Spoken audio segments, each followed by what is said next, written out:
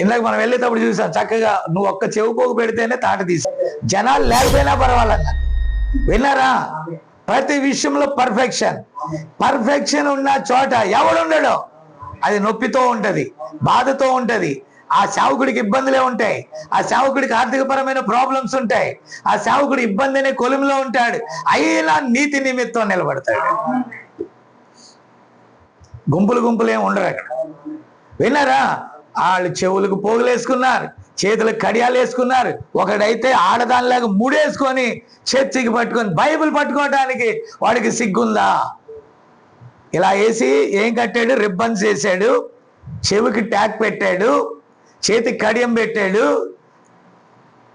మరి ఫ్రెండో లేకపోతే చెల్లెలు కావచ్చేమో, లేకపోతే ఎవరో నాకు తెలియదు, అలా జతేసుకొని ఆడ మగ చేతులు పట్టుకొని వాళ్ళైతే పూలు గీళ్ళు గందరగోళం చేసుకొని మొదటి షిఫ్ట్లోకి వెళ్ళారు, రెండవ షిఫ్ట్లోకి వెళ్ళారు, మూడవ షిఫ్ట్లోకి వెళ్ళారు. ఈ సేవకుడు చెప్పడు అక్కడ.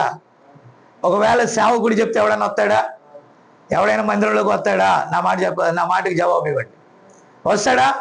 ఈరోజు ఏది ఫ్రీగా ఉంటుందో ప్రజలు దాన్నే కోరుకుంటారు. జనరల్గా లోకంలో మంచిని గురించి వాళ్ళు బోధించుకుంటే వెళ్ళిపోతారు, కానీ దాన్ని ఖండించరండి.